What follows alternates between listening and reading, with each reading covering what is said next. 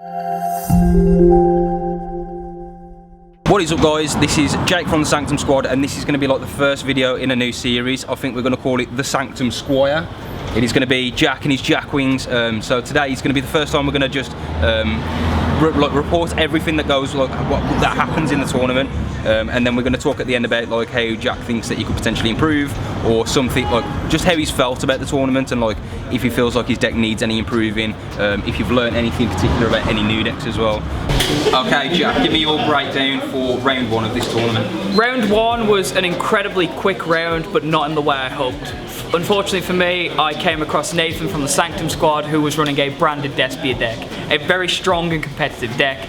I was completely washed, but it's all fine. I had a lot of fun. Nathan gives great advice and always a lot of pointers in the right direction, but Nathan also knows JAKWINGS, so anything I could have done was easily predictable because someone has played the deck I run, so that just added more to the encounter. Okay, so what about your round two?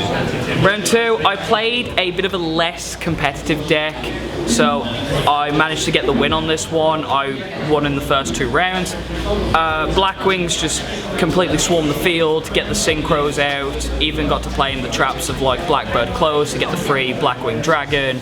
Used that to then stop a card effect to give me damage, and then pulled the Blackwing Dragon's effect to release that damage for game. A quite easy win for me, but I think something that's quite interesting as well is that your opponent's deck was quite similar to the deck that you first ever presented to. Yes. And so now do you see how you've grown? Can you see how just having a strategy is important? Like, it's more knowing now what I want to go into, like drawing this into Simoons, great card. What I want to banish with Simoons. Have you played round three? Round three? Round three was a bye. Okay, so I got through round three. No worries, so we'll finish it when the tournament ends? Yeah. Okay, so Jack, how did your round four go? Round four, I played against a Brave Eldritch deck. I've never played against that variation of that deck before. I've played against Eldritch, which is usually set 5 pass, your turn, which is kind of scary. But the spamming of tokens and cards from the Brave Adventurers set, that was just giving tokens a bunch of attack points. Easy kind of wipe. My synchros were negated by D-barrier, and my extra deck is all synchros, so I kind of lost that round quite quickly. Still a bunch of fun. So what do you think about the adventure cards in general? Because like last time I spoke to you about the adventure stuff, I gave you the homework. You gave me the homework of finding some cards. The ability to just make tokens so powerful. No, it's the Griffin Rider. So yeah, Griffin Rider. While the tokens there, Griffin Rider just represents an Omni Negate. Yeah. So it will protect you from a hand trap, or it will stop your opponent's plays if like the Griffin's still there when your turn passes. Yeah. There's so many different plays I can do with JAKWINGS, and just to have that completely stopped. But yeah, something that I noticed about JAKWINGS that's quite nice is that when you go first, if you set Icarus, it deals with the Brave Engine quite nicely because you can pop the token and the Faithful Adventure all at once. That's the thing. No Icarus today. Icarus is in my side deck, and I never felt the need to use it. Well, how did your final round go, round 5? Final round, honestly, brutal opinion, was the most fun game I've ever played. It was so backwards and forwards. I played a new type of deck. We've all seen and heard of Despia, but I came across a branded Buster Blader deck.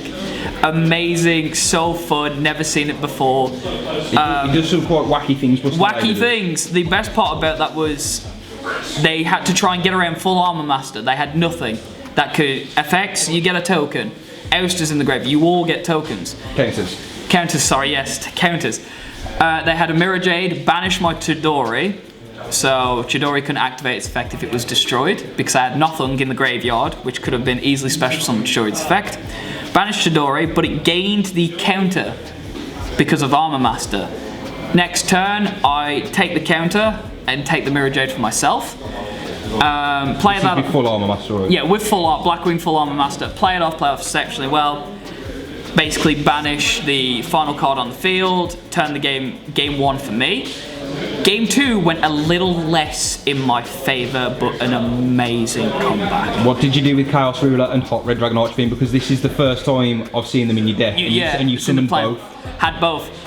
Basically, I took a dragon, one of the Buster Dragon synchro cards from their field because of Blackwing Full Armor Master. Used that because it's a dark attribute type monster, and my level 1 tuner, Orochi the Squale. To make your own hot red. To make my own hot red Dragon Archfiend. It was popped quite easily, but once again, I managed to get another full armor master in, take a card, and from that I did Chaos Ruler. Played Chaos Ruler to send the top 5 to the grave. Mill. Is that mill? No, it's not mill. Is it mill? Yeah, look at me. So I milled. We will be bringing you a Yu-Gi-Oh slang dictionary soon just to explain all the learn the words. Buzzwords like mill and pitch and all that. I sent 5 cards from the top of my deck to the graveyard. 3 of them were traps. 2 of them were monsters. From that, I then brought Bora the Spear to my hand. I normal summoned Bora. I had 3 Black Whirlwinds on the field. Played all of them. Drew Breeze, Gale, and just in case, Harmattan, the Dust.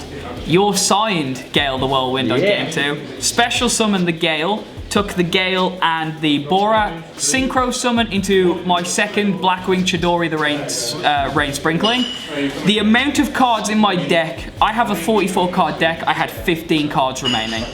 My Chidori the Rain Sprinkling was around 6,200 attack, swung for game. Jack is now convinced that Chidori is the best Blackwing! So much attack!